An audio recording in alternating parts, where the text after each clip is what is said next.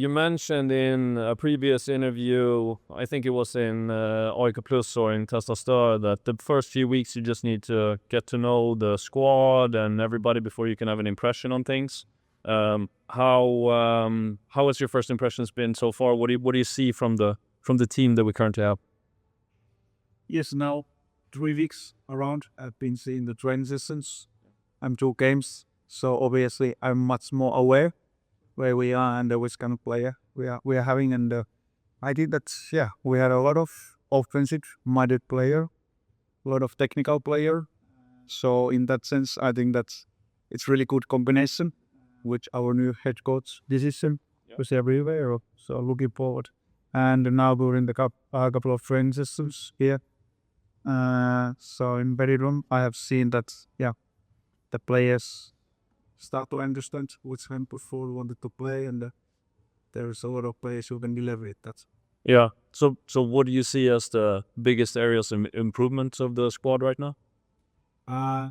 We are lacking numbers at the moment from the defensive line. Yeah. So that's why we decided quite early sign Cissé from Cooks. And of course now we are really looking forward that Philip and Sote would be back to the defensive line. And then we are also missing SKH at the moment. So at the moment we don't have any left-footed fullback. So we got a couple of players from the under 90 to the camp. So basically those positions at the moment are the biggest question marks. But otherwise I think that in the middle sector and up front we had poor choices at the moment. Yeah, I think everybody could see that from the friendly games. The first 2 friendly games was that we were playing a more junior set of players in the defensive line. So people had lowered their expectations on not over-analyzing the defensive performance in those games, but more looking at the offensive performances. And I think from looking at those games, it was very clear that there was a lot of courage in the way we wanted to build up. We got punished against Degerfors for doing that, but I felt from the audience that people were almost celebrating even the attempt to do it, even though we got punished, which is not normally the case in a club like AIK, where normally results are front and center. But it seems like there's kind of a revolution going on, not only in the sports management side of the team, but also amongst the supporters. We're kind of sick of the too pragmatic style of play, and now we're actually willing to pay the price of developing and actually building something that will be... That's very great to hear. Yeah. And it will be painful in the beginning, right? Yes, of course, it's a really demanding way of playing. Yeah. To be dominant in every phase of the game, have a better position, not too much, but much more than before. Yeah. So of course it's a really demanding way of playing, but it's really gonna pay up in the end. And the dominant word is a word you hear everywhere now. You hear it everywhere in football. I heard Mikel Arteta say a few years ago, the reporter was asking about you're controlling the game, and he said, I don't like the word control. I like the word domination and suffocation. So he really wanted to make a point out of those words and the difference between control, which can be kind of passive, and domination, which carries obviously a different kind of meaning to that word. And I've been curious about the domination side of things, because direct domination, it seems like direct is something you can determine yourself. You determine how direct the play will be. Do you play the more straightforward, the longer pass? That's a more direct move. Yes. But being dominant is not something you can determine. That's a result of what you actually do in the game. So being dominant is something you have to earn. It's something that comes as a result of doing something well. Do you agree with that? Yeah, exactly. And being really proactive. Yeah. But again, also sometimes the direct football, as we understand, is quite reactive play. So I think that for me, this domination is something that we are really proactive also.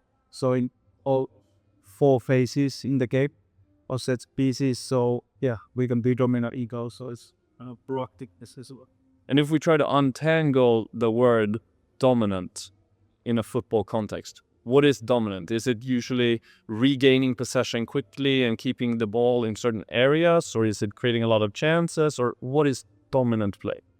Yeah, as though for me it's that we are proactive. So when we have in position, so we are already organized that way. We're gonna lose the ball, so we can really depend and win the ball back. So this is one good example about it. At the same time, it's also about the consistency with the actions. So the duels, with the partial persons, these kind of things, or we pass the ball and so on. So it's basically everywhere. But yeah, I should describe it some way. So for me, it's like this kind of really proactive way of playing that we have really common understanding what is going to happen next, and we are always like one step ahead of it. So this is how I describe. And are you more of a fan of, and we'll talk about the coach, José Riveiro, in a second, but are you more of a fan of being extremely systematic in the way the play is, in the way the team plays, which having certain patterns that you can repeat and follow again and again, that the players knows exactly what to do in every situation? Or are you more of a fan of the more dynamic play where the player adapts in every situation, there's more creativity, the movements can vary, it's harder to read a team that plays that way, but it's also sometimes there's not a system behind it, so it's a little bit more up to chance, so to speak. Yeah, it's a really good question.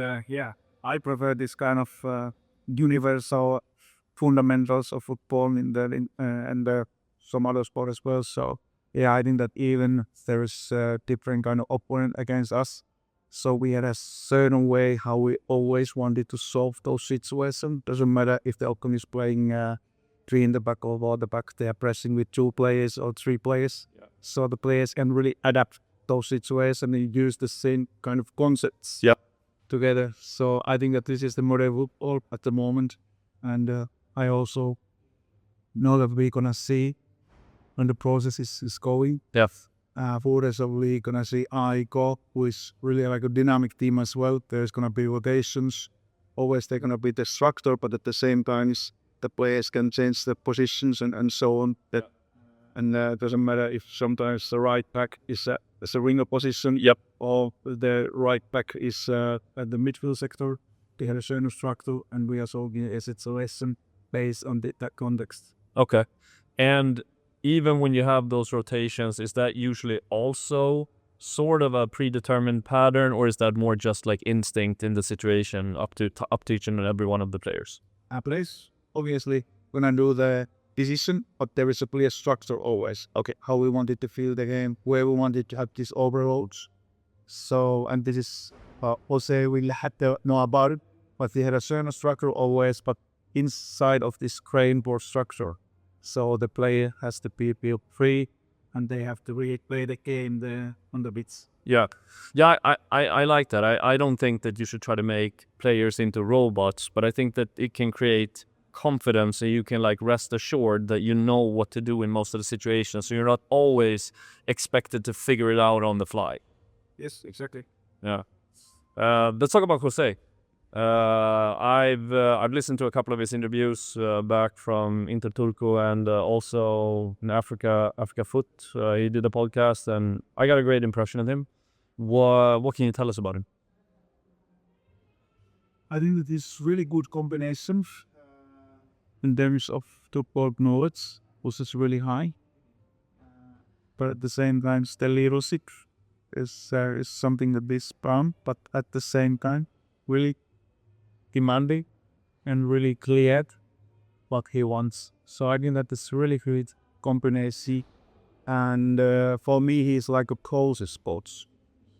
What I mean with the process sports, that there is, let's say, Antonio Conte is one example, but the project goals. So he can go somewhere, deal some with the results, maybe during the best year, but then after, there start to be a bit some problems. But the way how Jose is built is upon versus how he handle the people about this management and the leadership. So it's really something that we can see that the process is improving. So there's gonna be already this season. It's gonna be even better. The season so ACC how I described him, and also he's really great to follow trends of football. So we had a couple of days ago, we had a dinner. So it was really interesting to hear. He was thinking which kind of football gonna be after 3, 4 or 5 years, which kind of player profiles are gonna be really valued and so on. So he tells about him, or he's not just stuck with the one thing. And I think also it was really interesting when he told that maybe somebody can think that it's all about position for him, or that he's really happy that it is gonna have like a 30 passes. Because it's not about that.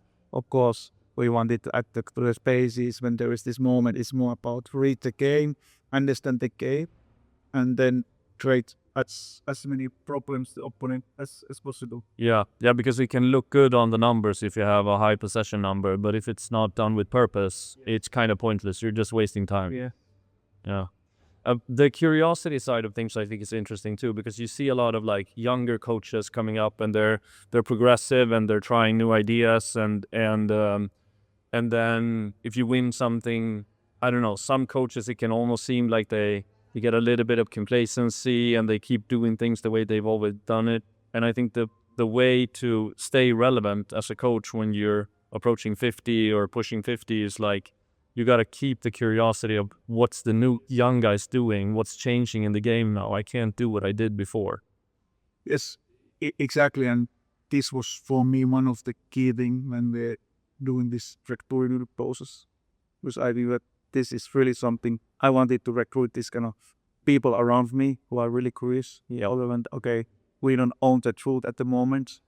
We know a lot of things, but still, we have to all again respect some of the football evolution and the wiser people around us, and take all takes that we can take and put to our position. So yeah, this is really true, and I think that José fulfilled the most expectation. So curiosity was an important thing. The fact that he's a process coach was an important thing. His leadership, not only being like a football geek, but also knowing how to manage people. That was important. What other parameters were you considering when trying to find the perfect head coach? I think that it's already quite much. Even find those as you do on both. And of course, every start is that we were doing this kind of data mapping. Which coach would sit there, which kind of football are he going to play. Also, there's a first place, so we know that Jose has delivered this kind of football. On that, those things for me really, really crucial. Did he did it vary based on whether he was in Finland or South Africa or Egypt, or did you see patterns that he followed in his style of play? Yes, in Finland it was more based, much more possession, and now with yes, there has been like a more this kind of direct affection that it has been like it's difficult to explain, but I think that the numbers of possession has been a bit lower. Okay. And also the interest in the boxes has been higher. Yeah, so you increase the risk, and then you gain more than you lose, but you will pay the price of losing possession more frequently. Yes. Yeah, that makes sense. What did you consider in terms of the new head coach when it came to developing players so that you can generate revenue from player sales, etc.? What of those aspects were you looking at, and what in José seemed like a good fit there? Yeah, that was something what we really wanted to emphasize during this process. And we are market-based business, and we really wanted to develop players. So actually they already beat up this kind of frame. We need to pray for it. So on the afternoons, we are doing a lot of individual stuff with the players. They wanted to be sure that those players under 20, the 24, so they are not pouring the same program weekly, and the players who are 30 or over. So yeah, Jose was really into that, and he's done it. And actually, he had a lot of good ideas also how we can be really efficient, and we can really create purpose for every afternoon session. So those players. So he cares about that side of quote unquote business as well, and not just about winning the next game. Yes, he's really like I think that for him it's all about level as a team and individual level. Yeah. So this is really he brought up for him. He really wanted to be the coach who's helping the player Yeah. become better. So you can really feel, and now you can actually really see it. Yeah. And it's so much fun to be watching the practices, and I try to listen so carefully whenever he speaks. I try to pick up the nuances of the way he talks. I also got the impression of him when I listened to the podcast, and I briefly met him yesterday and just introduced myself, that he's a very warm person. And I think that there might be some value in the contrast of leadership from what Oiko had previously with Michel Thomasen, which was he was a very inspiring person, also very demanding, but he had a more of a crass kind of leadership, I guess you could say, a very strong personality, but not maybe the same warmth that I think Jose has. And the contrast of going from one leadership to another can also spark energy in a group, I think. Was that something you were looking at too when it came to the personality of the coach? Of course, I wasn't here last season, so I don't really know how he believe. But yeah, generally, I think that it's really, really easy that the coach has this kind of leadership skills, that he can inspire the people. He can be the person that the player can really count on. They can trust. Yeah. And I think that players will get the post to always want it to be as honest as possible, and also with a lot of perspective, because this is something actually I asked about him a lot. Okay, how you have changed doing Värvningen and so. So obviously one of the things what impressed me was that I have a lot of perspective. Being there with the Pirates many years, seeing players from different kind of circumstances, so them to understand even more about those things. Yeah. So this kind of conversation really convinced me as well. Okay, we are on the same page, because for me and for Aipo, it's really important that how we heavily based on treating people and which kind of leadership. Yeah. Did you know him from Hoiko?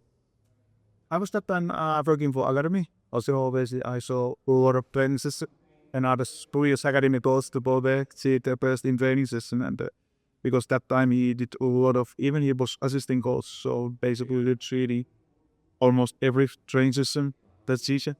So yeah, I knew you from there, but not really worked to be there. Okay, so you didn't get to know him personally, but you've seen him in a work environment. Yes, and of course, I was curious academy coach sometimes when he has a lunch or something. So I went there and asked some questions, how you see this and what do you think about these training sessions, so on. So it was really important. I was academy coach and he wanted to give some input. So maybe this also tell about the personality. Yeah. I mean, I'm so curious being here at the training camp that I can barely compose myself. Let's talk about the squad planning. I saw in an interview that you did the other day with Oskar Månsson from Fotboll Stockholm. You talked about the different categories of players that you were looking at in Finland. It was under 20, under 24, under 29, and over 30. Yes. And you mentioned that an estimate of what an ideal squad might be like is somewhere around 50% of the players being under 24. Is that correct? Yes, I was talking about this foundation because when I'm building up the squad, long-term basis, so I really wanted to be sure that we had a foundation there. So the foundation for me is that there was around 50% players still under 24. So then we know long-term basis, if we're going to sell players, if some players we are not going to extend the contract, so we can always come with a certain quality will come from here. Yeah. So the category under 20 is where you can get the true premium sales prices, right? If a player is 20 years or younger. But you can still turn a decent profit from a player that's under 24, correct? Yes.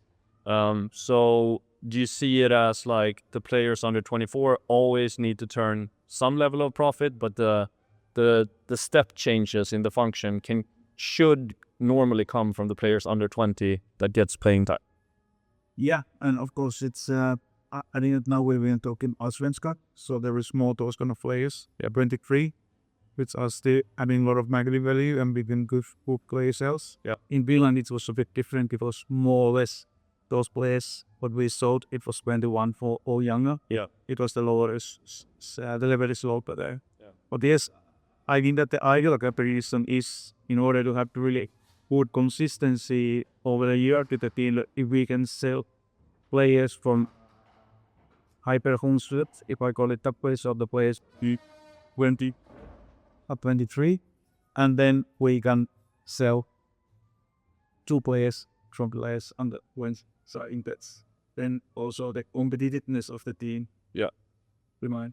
And how much can one do planning in terms of sales? Can you have a plan for like, okay, our plan is that this player gets sold 2 windows from now and this player gets sold 1 window from now, or is it too stochastic in the football business where it's too random and things happen and it's hard to do any kind of planning? I'm curious about that balance. Yeah, it's good question. Of course, a lot of things are happening in workers. You can never be sure. But for me, it's really clear now. I'm planning this year's sport, next year's sport, and also some kind of view of the sport would be 28. So at least 2 years must be, okay, this is the frame of the squad. Yep. These are the players. It's quite likely we're gonna sell those if everything goes as planned. Then these players are gonna replace them, and so on. So for me, the planning is something I have done a lot. And now, example, when I left Ilves, so they had my plan. What is the team is gonna be in 28? So it's really interesting to see if you can how it's gonna be. Of course, there will be some surprise to win the but I think that's you can really do that, and it's really valuable for the club, for the management and board to really see, okay, this is. It's easier for them to evaluate too if things didn't go according to the plan or you deviated from the plan. They can ask you like what changed from when we talked a few months ago. So it's actually good to have that kind of accountability up in the organization too. And also always, and it was also, we can say, okay, if we're gonna sell those 3 players, so the impact of and effect of evaluation is gonna be this. And if we're gonna sell those players, so yeah, maybe we can get a bit more money, but at the same time, the evaluation of the team is gonna propagate. Yeah. So also at this kind of understanding how much is effects. Yep. So it's not only about what is the amount of flash salary, but at the same time how much is gonna evaluate our KPI model. Yeah. And when it comes to players in and acquiring players, which positions are the ones that are the most fundamental based on the data you've looked at for generating large transfer fees? It's, generally, I think at the moment there is trend that 5 most offensive players, so let's say that wingers, attacking midfields and strikers. So there is a lot of big transfer patient. Yeah, but I think that for the future, the position of center back is gonna be something that it's gonna change, because now it has been a bit like last 5 or 10 years. So I think that's the age grade with the center backs a bit higher. Not that many big shares, but I think that during the next 5 years it's gonna be a turnaround. Yeah, and maybe the reason for that is because that position is now serving multiple purposes, because so many teams are trying to press and win the ball high in the right areas. So having center backs that are not only tall, strong, and fast, which is like hard enough to find, but if they can also play the ball extremely well and have a good understanding of the game, you not only defend the goal anymore, but you also relieve the pressure from the rest of the team, and that should have a premium that more and more teams are willing to pay for. Yes, exactly, and it was really interesting. Maybe it was 2 years ago or 1 year ago. I was this kind of international event, and Arsene Wenger were there, and they were doing some kind of search with FIFA, because now it's working for them, about the player different position and profiles. Mm-hmm. So they thought that the winger or the back nowadays or fullback, the profile start to be a bit like a 400 meters sprinter, this kind. And the midfield sector is about saying of direction and perceptions.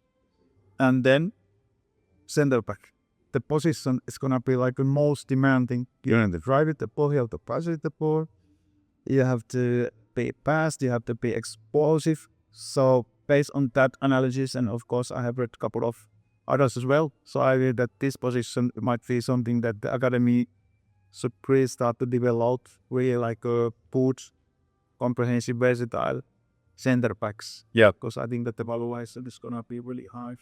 in the next years. Yeah, because we talked about how they need to handle the ball, but the pressure and the demand on the center backs has also skyrocketed the last few years because teams want to press with so many players and just leave the 2 or 3 center backs at the halfway line. And now all of a sudden they have to play man-man against the most offensive skilled players of the opposing team. And the more you can just leave Gabriel and William Saliba to just deal with it, the more players you can move up and try to regain possession. Yes, that's true. And also, I think that with our pace as well, it's really demanding at the moment. I think that a lot of teams are fulling man after this bit this 3-2, and they try to pass and attract the opponent and try to find the advance behind. Yeah. So nowadays, I think a lot of teams try to do that, and now they're sort of man marking in the midfield area. Yeah. So the center back actually have to try with the ball, try to find somebody at practice and find some advantage. So it's really demanding position. There's not a pressure. Yeah, it's Scouting. I think that when we are doing this scouting, so we are, putting so many parameters. The position. Yeah, it makes sense. And we did sign one center back, Ibrahim Cissé. What can you tell us about him? You probably know him pretty well from the Finnish league in cups. He's just the best center back during the last season. I could say that 2 boots for that league, and one of the reasons why Cups won 2 titles on the row, and also that really went in the Conference League good stakes. Physically pretty dominant in the air. Also the ground was very strong. And during these 2 years, I think that he managed develop a lot. First under Honkovana and then with Dartavis. How he is actually in position, how he can pass the ball, how he can brush with the ball, those kind of things. So for me, it's really interesting profile, and there's really convinced that he can play Austrian level and he can purpose. No, and if he would have been younger, probably he wouldn't be a realistic target for Aiko, right? Yes, and always it's about optimizing the squad. So at the moment we had enough players under 24. One goes now, we just have to get them to play and develop. So in that sense as well, I didn't see that there was any problem to bring him, and he was as a free agent as well, so it was no-brainer to bring him. Yeah, and if he can bring organization to the defensive side of things, it sounded in the press release from AIK that you also were hinting that can unlock even more potential of the younger offensive-minded players, because they will get more attacking playing time if we can defend our own goal. There's like a spin-off effect of having this kind of center back. Yes, because also currently, I think that these offensive players like wingers, taking midfield, strikers, those are the positions that I think that's really something that if we gonna get some phone balls during the next year, example, regarding some of our players, so most of them usually in those positions. Yeah. So that's why I think that currently it was really crucial to get, and we have to really ensure that we have a really decent defending line. Also, we have some experiences in the middle sector, and those young players, example now, Charak will be really good for me when doing the first picks of preseason. Maybe later on Victor Andersson is gonna come there. Axel Baume is one of the players as well, really offensive as a number left. So those players can really do what they able to do. Yeah. And we are not struggling with the transitions or certain moments when we have to really depend. Yeah. I want to talk about Axel Baume a bit, because I assume he's a player you're very familiar with as well from Finland, and based on all the data, he was pretty much as dominant as you can get for a player that age in that position. He was off the charts in terms of data, at least. Now he's come to AIK to maybe a step up in level. It's going to be an even more demanding environment for a player like him to play as an attacking-minded central midfielder in AIK. What do you see that he needs to develop in order to really explode and become the kind of really well-developed player with a high market value that we all hope? The first thing is now that he really had to get connected with the team and to find position, because he hasn't played that much and some of the games he was playing in the winner position. So I think that definitely he's the middle sector player who can do a lot of combination. He's really good with small bases. So just find the rhythm, adaptation with the team, connection with the team, player structure, and he's gonna deliver it. So I think that he's not gonna be the player who's winning most of the duels for us for sure, but the way how he can work in the small spaces in the pockets, how he can break the defense line. So we just have to wind the way help him to execute it, those moments, and I'm really like a confident fact that it's gonna come, and we gonna see a really sport version of Axel during the next season. Yeah, and both him and Mujanic seem to be the kind of players that can hit the final pass and really set up a player to a scoring chance, the passing into the box, etc. At least based on whatever highlight reels you can see of those two players, they seem to really point out as like, okay, those two players both have that kind of mentality and the skill to create chances for the team out of a situation that isn't really a chance before it. Yes, and other than I didn't with Amel, he had a really good striking skills, so maybe this is something to pick better, and with Axel, so he can actually be really, really efficient around the box area with his right foot. Yeah. How is the situation in terms of selling players and balancing the books and generating revenue now? I know that you were not here in the previous season, but the way AIK played football meant that maybe the data was not always perfect in terms of making the players attractive for other teams. Is it a challenging situation with this first transfer window now to find buyers for the players that we have, because their data might not be justified by what kind of quality the player has? Yes, of course, it's not optimal based on last season. First of all, the amount of minutes for the players 124, but in the 7 less than last year's going. Yep.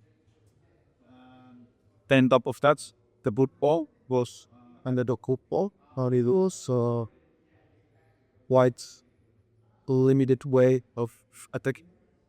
So I think that based on those two reasons, in this window might be a bit difficult, but at the same time, there were some players who performed still well. Yeah. And there were some good moments as well during the last season. So some based on club strategy. Let's see if we manage to do 1 or 2 players. Yeah. But yeah, just to be honest, as you mentioned, it would be much easier if there would have been more of those players under 24, but really played for minutes, and also the style of play to be a bit more attractive. And that's a plan from here on, right? To have an intention with not only who or how the squad is built so that it automatically facilitates play for players of a certain age. Because I think Allsvenskan is so heavily scouted. Actually, I'm really impressed about it. So it's totally different for me as well to think these kind of things that in Finland, for Allsvenskan, it's totally different. So that's why I think that it's really crucial also to think which kind of off on a play, how we manage to find a way together with the head coach to play and really show what they can do, and at the same time, coach the football have to be efficient and this kind of football that you can also win the games. So goes all things together. Do you think that like certain positions you will, for lack of a better word, force the coach's hand by putting 2 or 3 players that are all young in that position, and that's all he can choose from for that position, so that one way or another, a young player will play in that position? Yes, there could be certain positions like that, and there is based on the strategy and the key beer model. So we are building up. So the coach is aware that there gonna be always the mathematics is gonna be like that. Yeah. In a certain position, it's gonna be like a young player. Example now, number 9 position, we have Eric. And then we have Gaby, and he's 16, so it's good example about it. Mm-hmm. And also on the right side, at the moment, there is a Charlotte. Now we signed Silla, is a young player. And then, of course, Ayari and some other can play that position as well. Yeah. So you don't expect like a more senior striker to be joining the squad and putting himself in front of those players? No, I think that we have to really stick with our strategy. And at the moment, we are optimizing the squad. We need all the players. We need senior players. Those players who really set the standards, understand the club, the speed in different kind of moments. So we really need those. So we need every good player. But at the same time, we have to be really careful that we have a ideal amount of players for those groups. Yeah. What do you think the central midfielder roles will look like, and especially the number 6 role in Oiko? What attributes do you see for a player playing in that role? Is that role a role that you see as a potential big market fee kind of player, or is that more of a take responsibility for the rest of the team? How do you see the number 6 roles in terms of attributes and financials? First of all, the style of play is really demanding for that position. So now I'm really curious to see which player can take the position from the current. Because we were talking about offensive players. It's quite clear. Yep. And a striker, wingers, at the game, number 10 players. Yep. But this position is something that now the José, really, It's up for grabs. yeah, because it's really demanding. But at the same time, I think that this is also position that people will opt. So you can, it's really crucial to a style of play. But at the same time, if you manage to find young player, young performers who's doing good on that position, so easy, the players will be there. Yeah, and there's probably a lot of players that are looking at that position right now in the squad. I think Dino already shows that he wants to take that position. I think Stanley I've probably. been really impressed. Me too. The Dino's presence. Yeah. In the training session and the game. So he has started really well. So let's see if he's gonna be done. Yeah, I'd been arguing for him as a central midfielder for a while because I think that he's faster than you think. He's very mobile. He covers a lot of ground. He's also very. This season actually, I think that he did most offensive interventions. So those kind of actions that he was actually under the ball. So yeah. Yeah, that story checks out with what we saw from the stands as well. And I think that he's also a very good player in the duels. He is also showing in these last couple of games that he has a longer passing play as well. He can distribute the ball to the wings as well, which is maybe something that more people would associate Aron Shongwai with, to have that kind of play. But Dino is already showing that he has those attributes too. So I think Dino looks promising. But again, then you have Aron, who probably wants that role as well. You have a player like Abdi, who has now been playing in the slightly more pushed forward roles, but he could also be used in that role. So there's so many players that could play in that role. Yeah, exactly. And that's why this is something also I hope that everybody is following with the curiosity. Who is going to take the position, how we're going to manage with the current play. But as mentioned, there was, for me as well, a couple of really interesting profiles. Yeah. Who can actually take this number 6 position without that we have to go to the market and try to scout this player. Yeah, especially since we have such high numbers already. So we should try to avoid maybe avoid investing too much money in that position and maybe using it for the open slots that we have, like that left back, etc. Yeah, that's squad planning. What do you think is going to be the most important for you now in the coming few months here? You already mentioned that step 1 was to get an understanding of the quality of the squad and what we have, etc. What do you think is going to be the most important for the coming 2 or 3 or 4 months for you?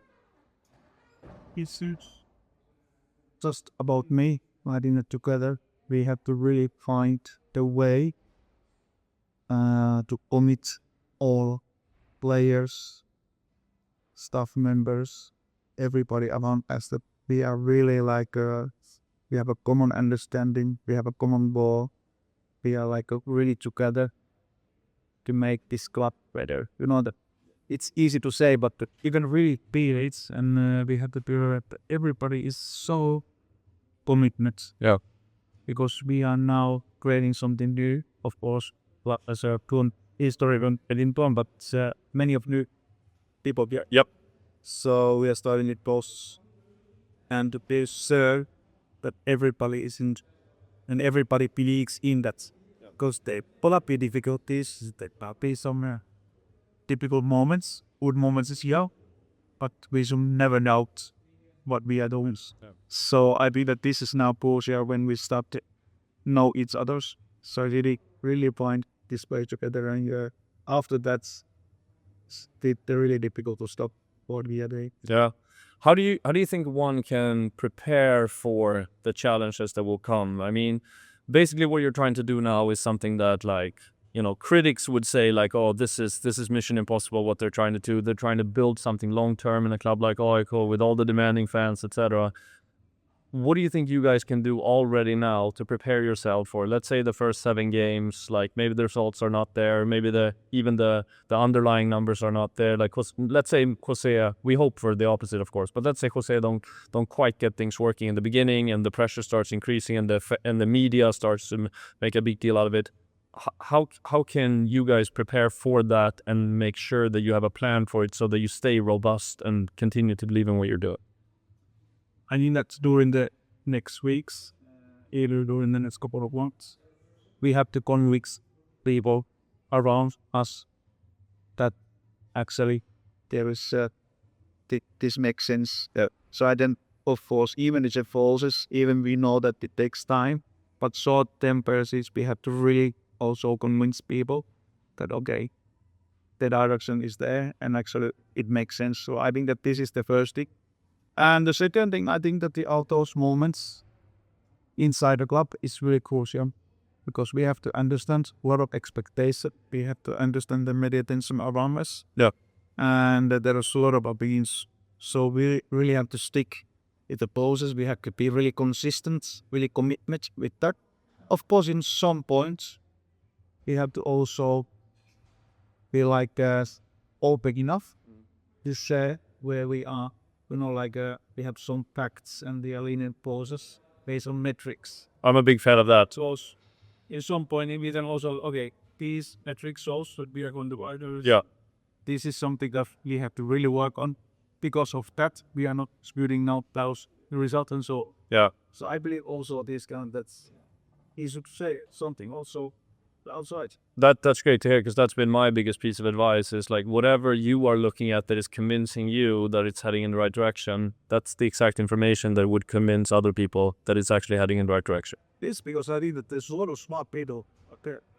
Then they see, you know, the process, the facts, the metrics. Oh, okay. So makes sense. That's a stronger argument than saying, hey, just trust us. It's better to like show them why they should trust. Exactly. I think that it's a perfect moment for us because we have clear process, clear metrics. So why not use it to that? Yeah. If needed. Yeah. Last question. How big is the potential of AIK? Big. It's really big one of the reason why I'm here. I think that's, for me, AIK has been one of the greatest drums in whole Europe. I don't know the history, but I got the feeling that there is a lot of unleashed potential. So for me, the vision to be like a Milan sort of club in Europe, putting up in So this is the vision that we are going towards, and I'm 100%. It's big, and I think that during the next years we have to take our position in Sweden, in Stockholm, and later on in Scandinavia. So there's other steps. I cannot see any reason why we wouldn't. Yeah, I like hearing that.